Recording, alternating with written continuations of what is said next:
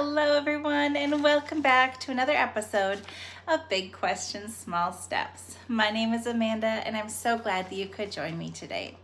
We have been recently doing a little bit of a series discovering the Church of Jesus Christ of Latter-day Saints, also known as the Mormon Church. We've talked about what they believe. We've talked about some of their practices. We've talked about how they view mission work. And today we're going to talk about marriage, and we're also going to talk about women and their role within the Mormon Church. So, if you're ready for a little learning, we'll hit the intro and then we'll begin.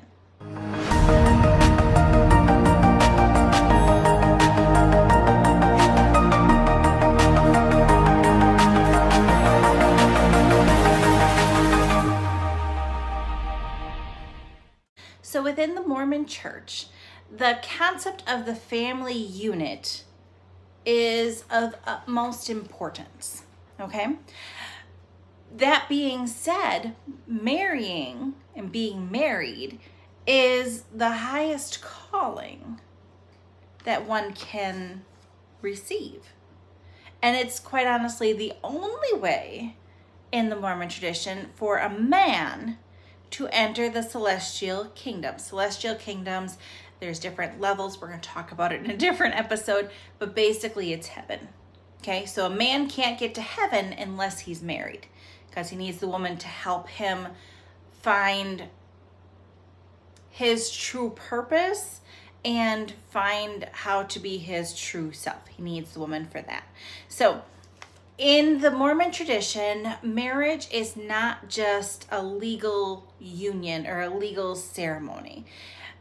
When you get married on earth, at least in the United States, you are legally bound together. But you can also dissolve that union. In the Mormon Church, your union is a celestial union, meaning it's for all time. They can dissolve it on very rare occasions, such as abuse, abandonment, things like that. And that has to be granted through the church leaders.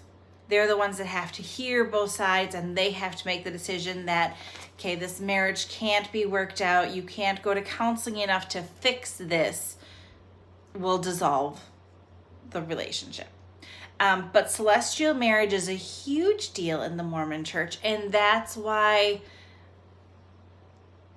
when you have people of the fundamentalist section of the Mormon Church where they can have more than one wife, they do that because it's more than one celestial marriage, not more than one legal marriage. So they kind of work that loophole.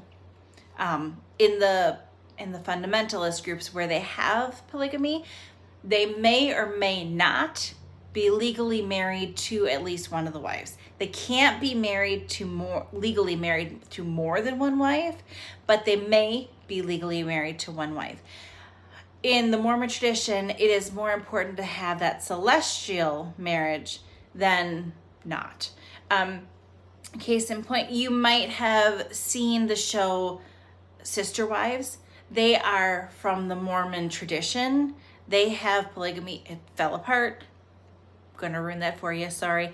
But they firmly believe that being in that celestial marriage, being a plural wife in that setting, is designed to help them be a better person, to work on their jealousy, to work on giving grace, to work on those things that they feel they're supposed to be learning in this life. So that's the way they view it. In the non-fundamentalist group, so there's the Mormon Church, then there's the Community of Christ. Remember, those are the people that didn't follow Joseph Smith Jr. and his followers to the west. They're basically on the East Coast. Both of those groups only view marriage as between one man and one woman. That's it. They do encourage people to marry from their same racial backgrounds. They believe that there are different experiences based on your racial background or your heritage, that only somebody with the same background would be able to understand and appreciate, and you can help each other build each other up if you've come from the same place. Okay, I could see that. Now, side note, me and my amazing boyfriend are not the same. We didn't have the same upbringing. We grew up in two very different spots. We have different racial backgrounds. We have currently different religious backgrounds.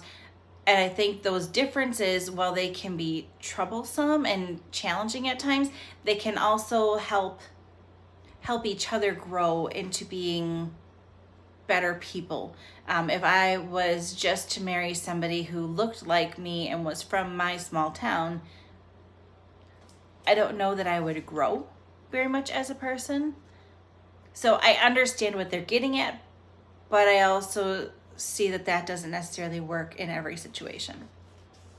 It is interesting to note that in the Mormon tradition, they want you to stay within your own racial background. However, there is an exception.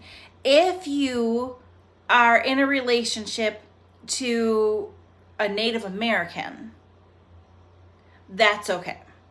Doesn't matter if you're Italian, if you're Jamaican, if you're from Swahili, it doesn't matter if you are in a relationship with a Native American, because the Native Americans, they believe, remember, they claim that when the Jews were exiled from Jerusalem, they came over to America, and that's where they started to settle, and that they kind of intermingled and turned into what was known as the Native Americans when Christopher Columbus came over, essentially.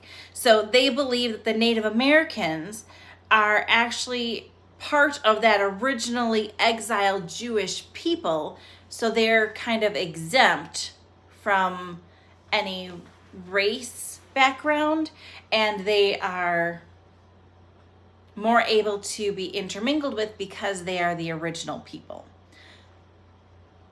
Interesting. Now, in 1831, Joseph Smith Jr. had this revelation. This is when he had the revelation about having multiple wives. Okay, Joseph Smith Jr. had this revelation in 1831 that by marrying multiple wives, it increased their humility and forms of cooperation where negotiations were helpful and achieving the higher celestial kingdom.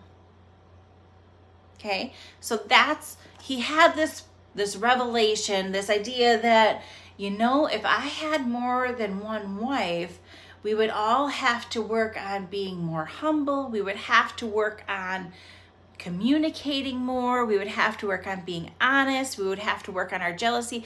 We would be face to face with these temptations, these struggles that people have in their daily life, but in a more profound way, because it would be in your home. So he saw that as an opportunity to really increase everyone's ability to reach higher levels of the celestial kingdom.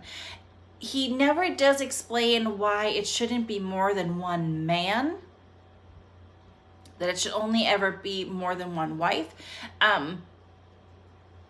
Some have said that that's because men have too big of egos and they wouldn't be able to tolerate having more than one man in a family.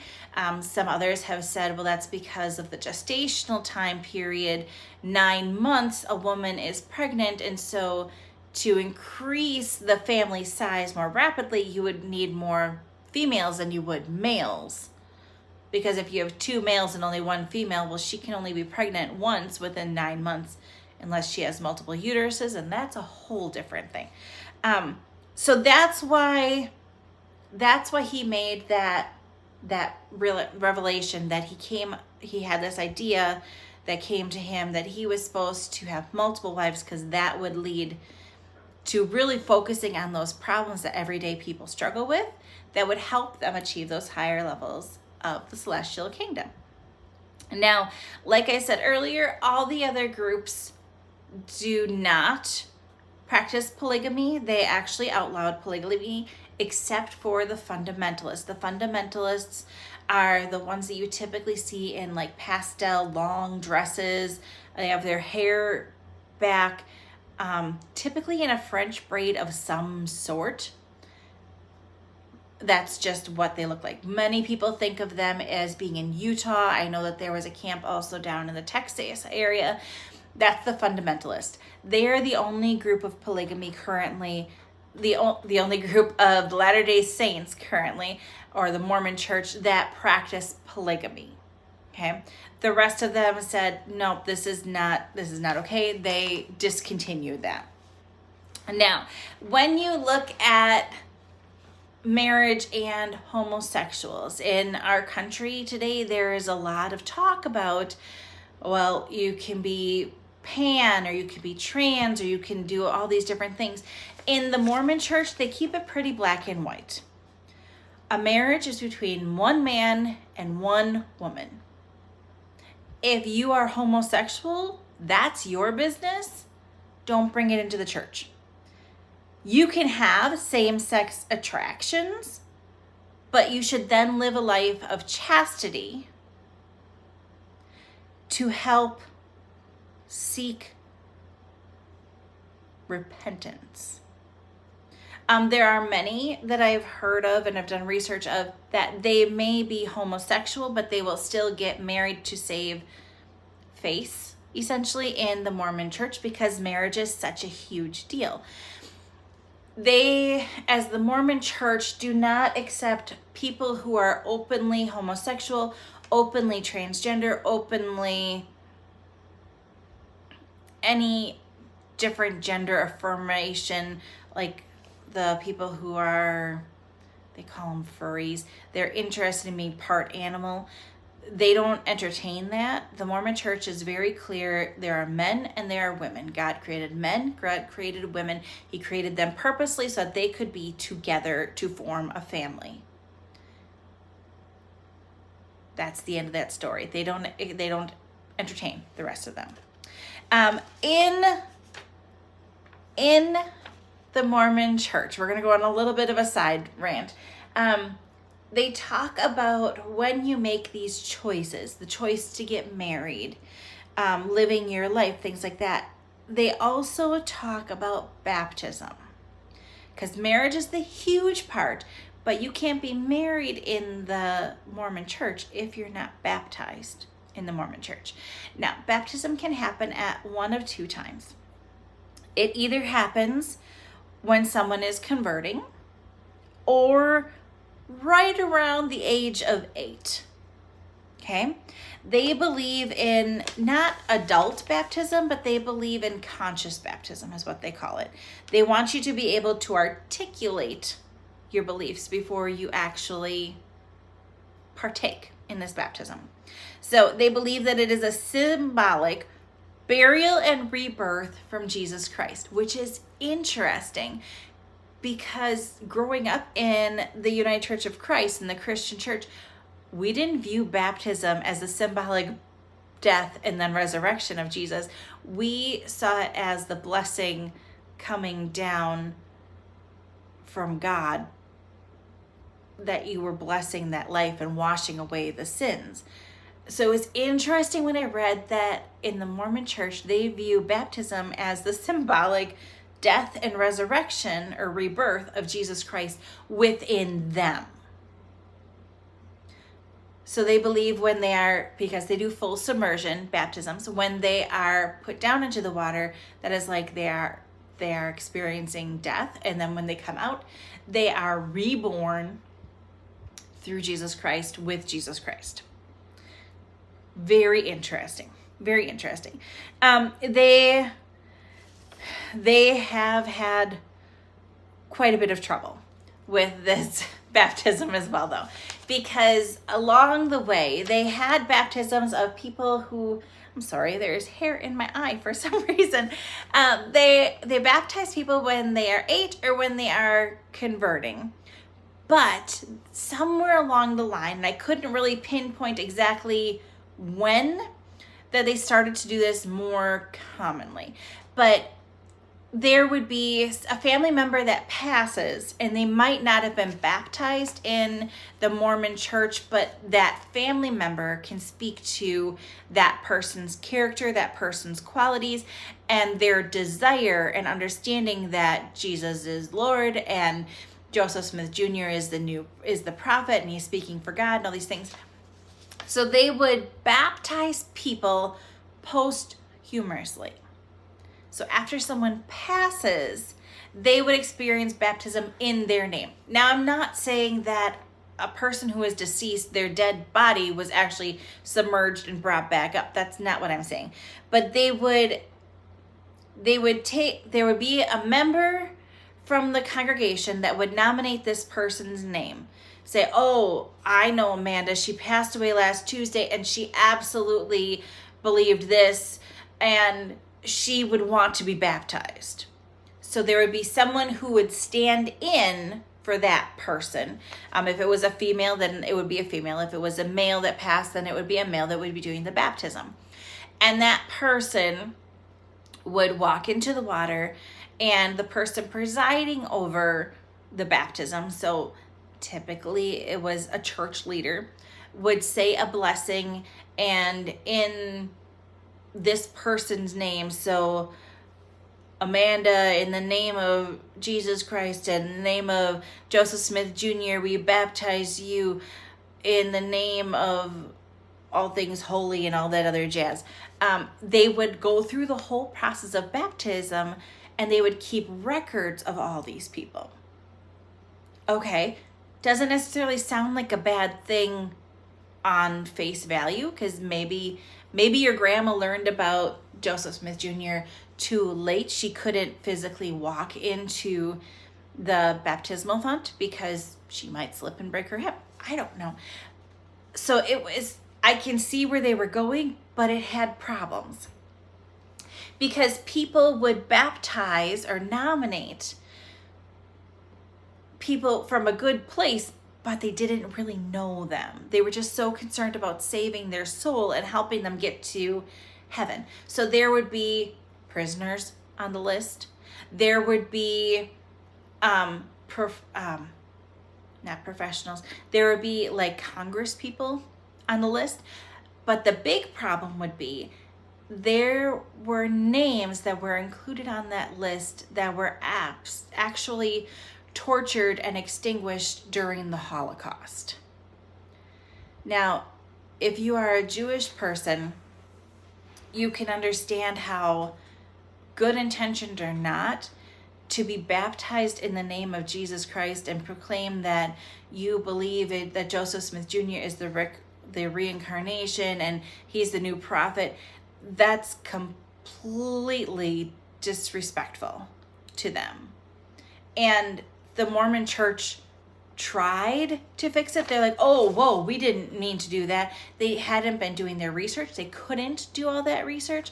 So they tried to put some boundaries in place, some checks in place to kind of help that process. But there's always going to be names that get in, or family members that say, oh no, she didn't want that, or yes, he did. And they'd be fighting over that. How are you supposed to know? So there were trouble in the water with the baptism. Do they still do posthumous baptisms? Yes. Do they still keep track of those names? Yes. Are those names public record? No. So the only way you would know if a family member was baptized in the Mormon church was if you became part of the Mormon church. Then you could look at their rolls and rosters of who was baptized. Otherwise, that's not going to happen. So very, very interesting, that perspective and that situation. It came from a good place, but it did not end well at all. So let's switch gears slightly. We were talking about marriage, okay? And in the Mormon church, the man is the leader of the household. The woman is their ticket, essentially, into heaven, okay? Interestingly, women in the Mormon church have a very different role than the men, okay? So women are viewed as nurturers, completely get that. That tends to be a woman's nature. And their highest purpose on earth is to be a wife and a mother. If there is a Mormon woman and she cannot produce children biologically by herself, she is encouraged to adopt because she needs to fulfill that role of being a mother.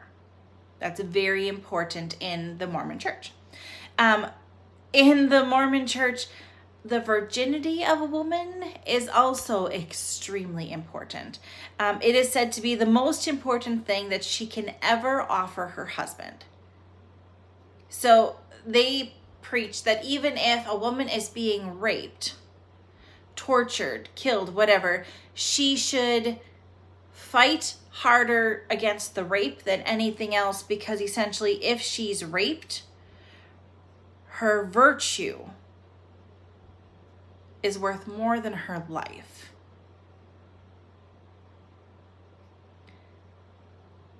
And that felt like a gut punch to me when I read that. Now, I'm a bit of a feminist and I will completely understand that. But that was a tough one. I'm sure they're meaning to kind of protect yourself and keep yourself safe. I just don't like, okay, so if you happen to be raped, it's now your fault that it happened. And that may not be their intention. It may just be the way I'm interpreting it. But that part didn't sit well with me.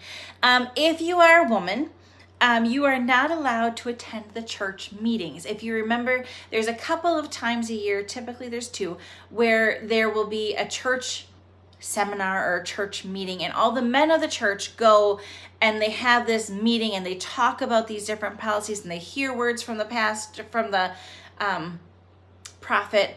The women are not allowed to attend these. They will meet at a separate location with the children, and they typically do some kind of community service event. They're making food for after the meeting, things like that. They don't typically attend because they shouldn't be worried about church events. They also are not supposed to attend the church events because they've also been viewed as non-logical at times and too emotional. So they view church business as men's work. Men go to the meeting, men talk about all these different things, and then they may come home, and if they choose, they can share that information with the wife. If they don't want to talk about it, the wife really can't push too much because the man will lean back on the, nope, church business is for men. You take care of the children in the household. And that's just the way that they operate their families typically. Interestingly, in the Book of Mormon, because I've read the Bible, I'm reading the Torah, women are in there a lot. There's a lot of names, there's a lot of different rules. Interestingly though, in the Book of Mormon, which is supposed to be the history, remember, of the people that were exiled from Jerusalem and they made this new world, and it was essentially their history. There are a total of 3 women named. Only 3. All the other women are just named by their title. So wife, mother, harlot, maid, shopkeeper, etc. Innkeeper's wife. But there's only 3 that are named. Do you think you can guess any of the 3? I can tell you that I would not have guessed these 3. But I bet you can get one. So let's get started and we'll see how many you get, okay?